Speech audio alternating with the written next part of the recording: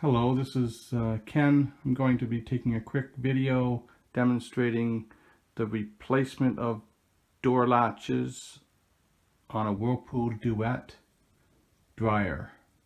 The main issue as I see it is wear and tear over a few years. This is what a new latch looks like. Notice the straight, narrow opening in the middle, compared to a worn out piece that's been expanded over years of opening and closing the door. The opposite end of the opposing latch part, to me, it does not appear to be much of an issue. This is a new one. The previous one was an older one. I don't see much. They're metal, obviously not much wear and tear compared to the plastic pieces that I showed earlier. The tools you'll need are pretty well whatever you have around the house. I've used needle nose pliers. I used a pair of small clipping plier. Something to get a good latch. I also grabbed a tie to stick into the middle of, this is one of the older ones, the one that worn that I've replaced, just in the event that it falls into the door, tries to fall into the door. This will allow me to grab it and prevent it from falling in and having to open up all the screws that I can't really find a source on how to do this effectively. If you can, fine, you won't need this video to remove them. But I don't want to remove any of those screws. There's a lot of loose parts in this door, assembly parts, and quite frankly, I don't want to spend all day on this. Removing screws, which some of them are Allen keys, some are Phillips, and some are Torx screws. Thank you, Whirlpool, for doing that. Package I purchased was from Amazon. It cost $11 Canadian. I had it shipped to me the same day for an additional $12. Yeah, I couldn't wait. I'm impatient, but my wife and I, we need our clothes dried, and it's winter time, so we're not doing them outside. The package comes with parts that you don't necessarily need, like this for this dryer, a screw, and an extra one of these. I haven't compared whether or not it's the same as, I had two of these green ones. One's inside the door already. So essentially I started this and I've replaced one already, making sure that I could do a video and actually replace the second one. And this is what I'm going to be showing you now with the help of my son holding the camera. At this point, I'm just going to insert this twist tie into the hole. Okay, you see, I've got it inside. Now I would recommend probably doing the top one first. I did the bottom one first, just in case this piece here, which is the goal, is to remove this piece without having to take off the door. If it does fall down, I suspect down to the bottom, I suspect I would then want to remove it, and I'd have to open up the latch at the bottom, which I've already replaced, so I really don't want to open up again, so I would recommend that you replace the top latch first. Okay, I'm just going to clip the plastic here at the sides for starters. This worked the first time, all four corners. You see that pulls away there, and I don't want to leave any pieces lying around.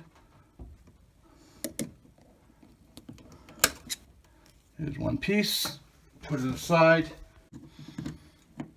clip the bottom part, trying not to scratch the nice dryer. Sure, it might be old, but for us, we value our income to be able to make it last on our purchases. There. So now I've So this is the last corner I'm working on getting out. I'm just clipping it, prying it off with the needle nose. And I had a nice few pieces. Okay, at this point I'm gonna work on extracting the old one out. It should be a little bit easier now that I've got some prying points. The new one, you'll see, has little clips of plastic on the sides, the vertical sides, and it's got metal clip latches on the upper and lower part. The metal's not going to move. The plastic, this is why I removed the horizontal sections of this plastic piece here, was so that I could squeeze this, and that allows me to pull out here. So what I'm actually going to do now, I won't be able to pull it right out because of these are holding it in, but what I can do is I can actually, there's enough room in here for me to rotate this around to a point where I can pull it back out this way. So I can pull it back out this way, which is the exact opposite of how I'm going to put the new one in. We can pull it out on three sides, but we still have the problem with the bottom side. Now, if there is a way for me to get it out that way, that would be wonderful, but there isn't. So what I'm going to do at this point is I'm going to clip off the rest of the vertical sides. Okay, so I've essentially cut off the other side, this side piece here, and made it so that I could rotate this whole unit around. And this one fits a little bit differently than the bottom one. I actually couldn't just pull it out like this. I had to pry it a little bit, and I was very careful not to bend the frame, because obviously I don't want to damage the part that I'm not trying to extract.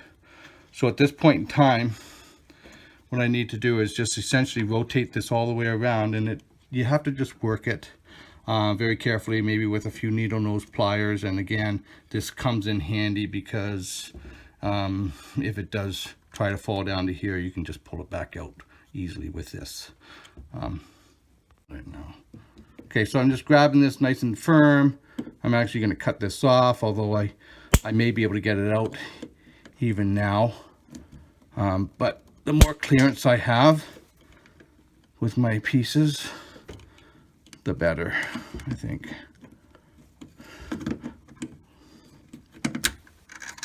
So essentially it's nice and loose here. It's just a matter now of managing to pry it out. Okay, as you can see, I've managed to turn it around. Yeah, it was a little bit tricky, but we did it. So now it's a matter of just pulling it straight out like this. You can see, didn't really damage this. There's a little bit of scratching, but that's even better if you don't do that, I guess, ideally. Then just put it in like this, making sure you're putting it in properly, not like that. And then firm push, click, there it is. I'm not going to replace my top piece. I already replaced the bottom one because I actually thought I could make the protruding part a little bit wider so that it would catch and stay caught in the latch. Anyways, there we go, nice and tight, perfect. All in all, the job was very successful. We ran a few loads in the dryer afterwards for an hour or so, and the door didn't pop open at all. That was great. I hope this is going to save you some time in the future if you have this issue, and provide a little bit of confidence. I'll provide a link in the bottom. I'd just like to thank my son for doing the video while I was finagling with all the little parts and pieces. Take care, and if you like this video, feel free to like it.